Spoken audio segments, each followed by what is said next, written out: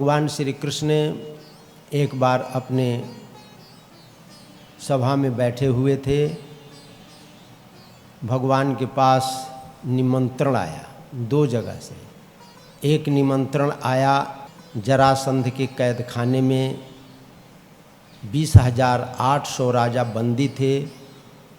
उन लोगों ने एक ब्राह्मण के हाथ पत्र भेजा भगवान श्री कृष्ण के पास कि हम सब के सब जरासंध के कैद खाने में बंदी हैं, आपके अतिरिक्त हमारा कोई दूसरा उद्धार करने वाला नहीं है, इसलिए आप हमारे ऊपर अनुग्रह करें, हमारा उद्धार करें। उसी समय इंद्रप्रस्थ से नारद जी आए युधिष्ठिर का संवाद लेकर कि युधिष्ठिर जी राजसूय यज्ञ करना चाहते हैं, उस यज्ञ में आपको आमंत्रित किए हैं। एक समय एक काल में दो जगह से निमंत्रण आया, हमें प्रथम कहाँ जाना चाहिए? उद्धव से परामर्श किया। त्वमिहिनः परमं चक्षु सुहृत मंत्रार्थ तत्त्ववित्। उद्धव जी आप मेरे सुहृद हैं, मेरे नेत्र हैं और तत्वज्ञानी भी हैं। दो जगह से निमंत्रण आया है, आप परिस्थिति को देखते हुए विचार करें कि प्रथम हम लोगों को कहाँ जाना चाहिए। उद्धव जी ने कहा कि यष्टव्यम राजसूयेन दिक्चक्र जैना विभो अतो जरासुत जयो उभयार्थो मतो मम। ये मेरा मत है कि राजसूय यज्ञ तब होता है जब संपूर्ण पृथ्वी के राजा जीत लिए जाएं। तो हमारी अपनी मान्यता है कि हम लोग पहले इंद्रप्रस्थ चले। जब राजसूय यज्ञ होगा उस यज्ञ में जरासंध को भी जीतना आवश्यक होगा, तभी राजसूय यज्ञ हो सकता है। तो सब लोग द्वारिका से इंद्रप्रस्थ से द्वारिका आए और श्रुत्वाजितं जरासंधम नृपतेध्यायतो हरिः। ये ज्ञात हुआ कि सब राजा जीत लिए गए, लेकिन अब तक मगध देश का राजा, राजगीर का राजा जरासंध नहीं जीता जा सका। उद्धव ने कहा कि जरासंध को युद्ध के मैदान में जीतना संभव नहीं है, उसको जीतने का केवल एक उपाय है, द्वंद्व युद्ध। अहोपायम तमेवाद्य उद्धवो यमुवाचः। जरासंध को केवल द्वंद्व युद्ध में ही जीता जा सकता है। इस समय भूतल पर 3 लोग हैं जो जरासंध के साथ द्वंद्व युद्ध लड़ सकते हैं। एक स्वयं भगवान श्री कृष्ण, दूसरे भीम और तीसरे अर्जुन। ये तीनों ब्राह्मण के रूप में जाएं और जरासंध से द्वंद्व युद्ध की भिक्षा मांगें तो द्वंद्व युद्ध में पराजित किया जा सकता है। एक ही उपाय है। तीनों लोग ब्राह्मण के वेश में गए। जरासंध का यह नियम था कि प्रातः काल में जो भी ब्राह्मण आएगा उसको मुहमांगी वस्तु प्रदान करता था। ब्राह्मणों के प्रति बड़ा उदार था। प्रातः काल सबको ब्राह्मणों के मांग के अनुसार दान दक्षिणा प्रदान कर रहा था। भगवान श्री कृष्ण की बारी आई। वो पहचाना नहीं कि ये श्री कृष्ण भीम अर्जुन हैं, वो तो स्नातक ब्राह्मण समझ रहा था। जब भगवान की बारी आई तो भगवान ने कहा युद्धम नो देहि राजेंद्र द्वंद्वसो यदि मन्यसे युद्धार्थिनो भयम प्राप्ता राजन्यानान्न कांक्षिणा। आप दान देना चाहते हैं तो हम अन्नार्थी द्रव्यार्थी नहीं हैं। हम अन्न आपसे लेने नहीं आए हैं, हम धन गौ लेने नहीं आए हैं, हम आपसे द्वंद्व युद्ध की भिक्षा लेने आए हैं। तो पूछा कि तुम लोग भाई कौन हो जो जरासंध के समान बलशाली के साथ, पराक्रमी के साथ द्वंद्व युद्ध चाहते हो? असौ बिरकोदरः पार्थो तस्य भ्रातार्जुनो ह्ययम् अन्योर्मातुलेयं मां कृष्णं जानीहि ते रिपुम्।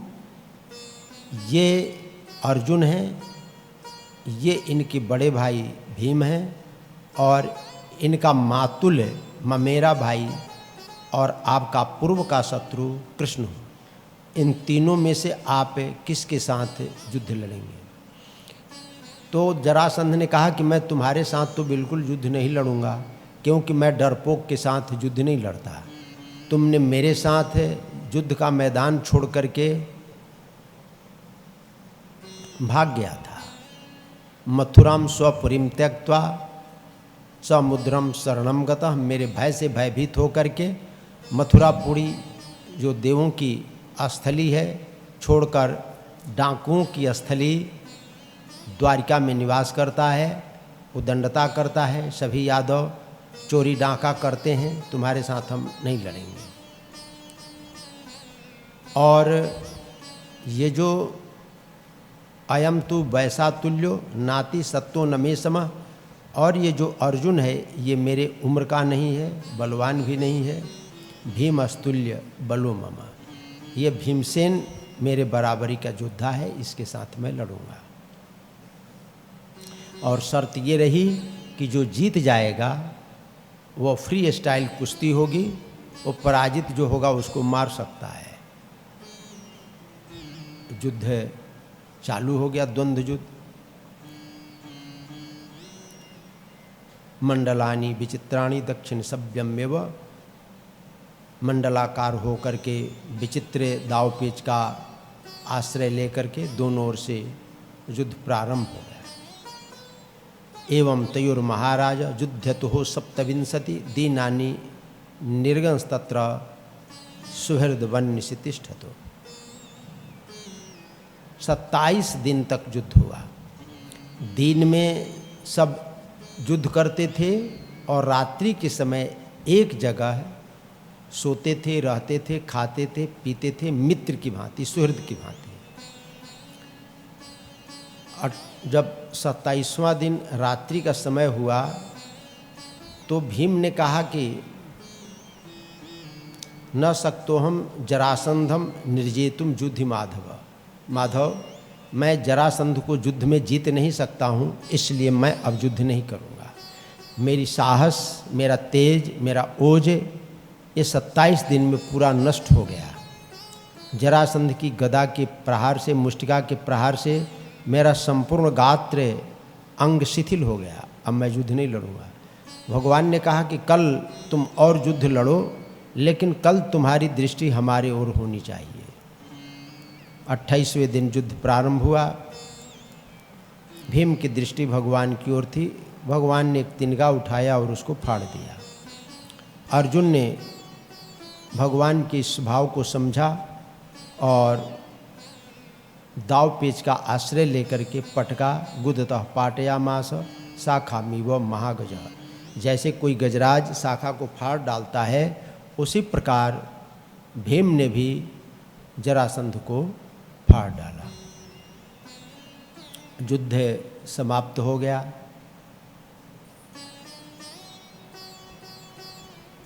आयुते द्वे शतानि अष्टौ लीलयाजोधि निर्जिता ते निर्गता गिरिद्रोण्याम मलिना मलबाससः। जरासंध ने 20,800 राजाओं को कैदी बनाया था। भैरव की तिथि पर भैरव की बलि के लिए 200 कम रह गया था। 21,000 का उसका संकल्प था। भगवान ने सभी कैद खाने में बंदी राजाओं को मुक्त करवाया और सहदेव को राजा बनाया। सहदेवस्तत्तनियम भगवान भूत भावनः।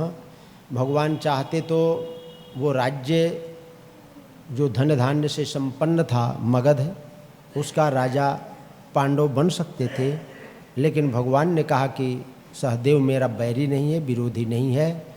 बैर केवल जरासंध से था, वो मारा गया।